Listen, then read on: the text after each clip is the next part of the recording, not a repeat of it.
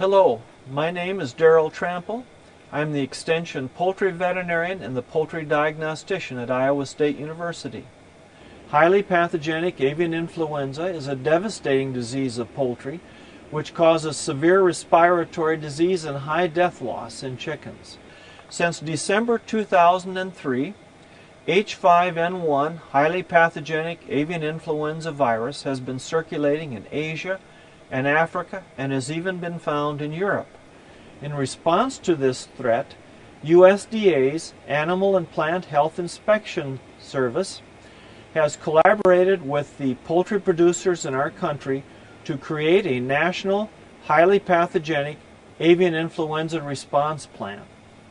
Should an outbreak of highly pathogenic avian influenza occur in the United States, state and federal regulatory officials will establish a control area within a 6.2-mile radius around an infected premises. To further prevent spread of the virus, movement of potentially contaminated eggs and egg products may not be allowed for at least 4 days and possibly longer. Business continuity will be a challenge for the owners of commercial table egg premises in a control area that do not have the virus. The Fast Eggs plan was created to reduce the time required for movement of eggs and egg products to be allowed back into normal market channels. One component of the Fast Eggs plan is an active surveillance program. Surveillance allows an egg operation to document that highly pathogenic avian influenza virus is not present on their premises.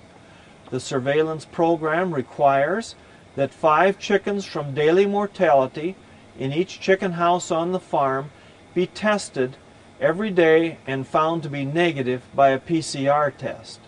5 oropharyngeal swabs will be pooled in 1 tube containing brain-heart infusion broth. 1 brain-heart infusion broth tube from each chicken house on a premises will be submitted to an authorized state veterinary diagnostic laboratory. Because of the instability of the virus, it is important to obtain and handle oropharyngeal swabs correctly. Good technique helps to ensure that positives will be found and provides confidence that negative results mean the flock is free of avian influenza virus. This video is designed to teach farm managers how to obtain good oropharyngeal samples for avian influenza PCR testing. There are 4 basic steps.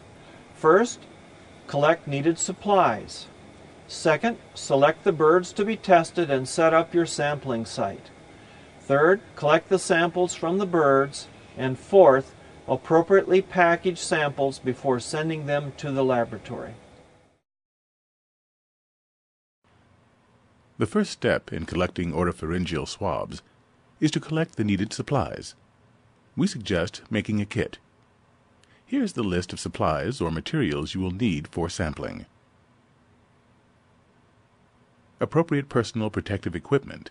In addition to wearing clean coveralls and boots, you should wear gloves, and you may want a mask, goggles, and/or head cover.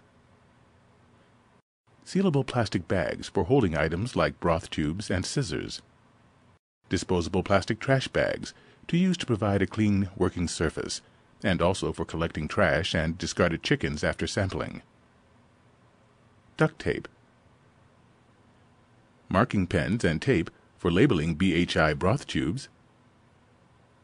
Scissors, 1 pair per house. These are used to cut the mouth open to improve exposure of the swabbing area. Dacron or polyester swabs with plastic shafts. Cotton tip and/or wooden shaft swabs should not be used, as they may contain material that will interfere with testing. Paper towels. Virkon S and a sprayer. The Virkon S needs to be mixed up every 7 days. BHI, brain-heart infusion, broth tubes, which should be kept refrigerated before using. You will need 1 tube per house. Before using, ensure the broth is a clear amber color. Discard if it is discolored or cloudy. BHI broth tubes expire in 18 months when stored at refrigerator temperature. A small cardboard box, for example, a shoe box. This will be used as a holder for the BHI broth tubes and Dacron swabs. Laboratory forms. A cooler and cold packs to store samples until they are picked up and delivered to the laboratory. Step 2 requires you to set up your sampling area. The tailgate of a pickup truck makes a nice work area. Place a disposable plastic trash bag over the tailgate to create a clean work area. Use duct tape to secure the bag in place and prevent it from moving around while you are working. Next, tape a trash bag to the left and right sides of the pickup. The trash bag on the right will be used to discard trash, like the used Dacron swabs.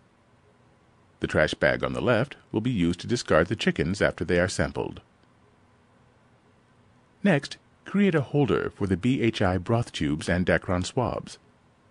A small cardboard box, such as a shoe box, works well for this. Punch holes in the cardboard box with a pair of scissors or a knife.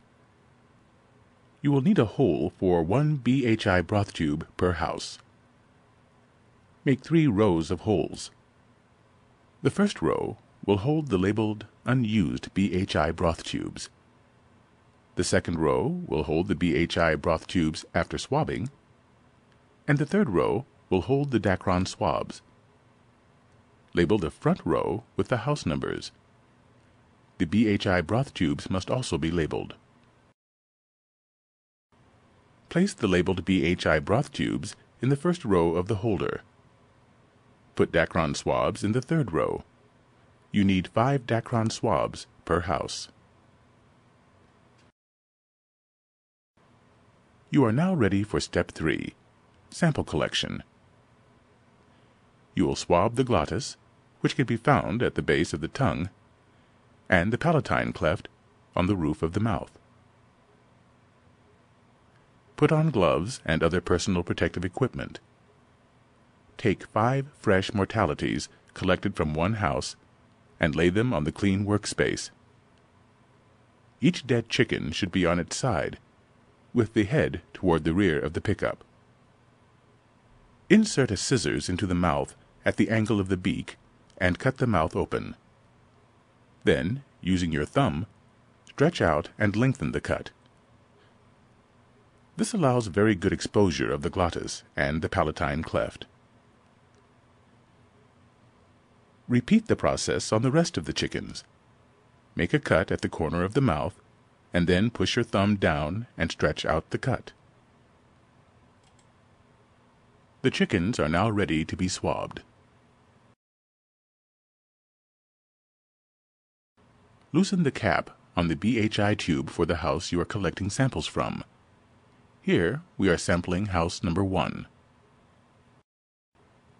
With your left hand, grasp the comb and the wattles and pull them together behind the head, so that the glottis and palatine cleft can be easily observed.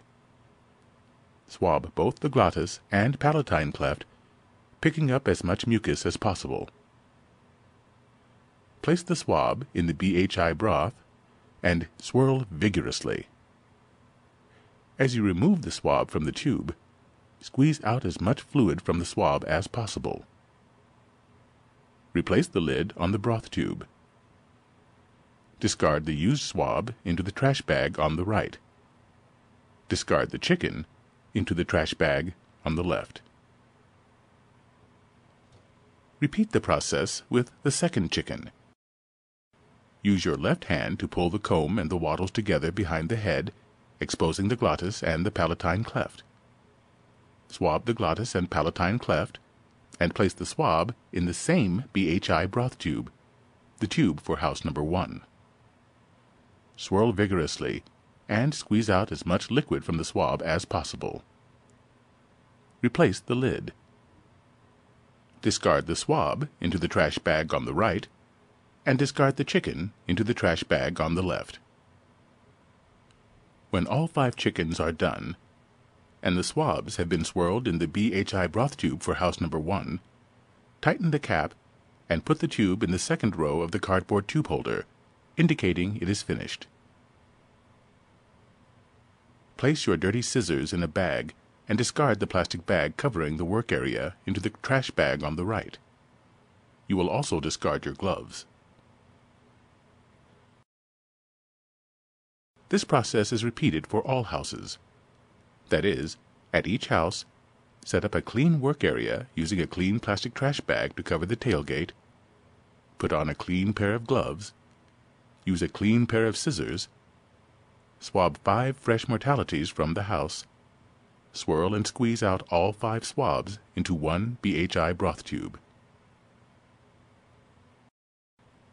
The final step in the process is to appropriately package the sample for sending to the laboratory. Place the BHI tubes from each house in a sealable plastic bag, along with completed laboratory form.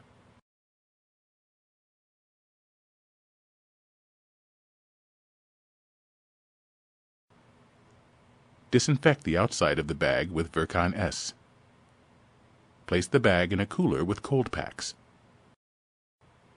The samples are ready for testing, and the cooler should be put in the designated pickup location. This video is designed to serve as an educational resource for obtaining good oropharyngeal swabs. Good technique helps to ensure that positives will be found and provides confidence that negative results mean the flock is free of avian influenza virus.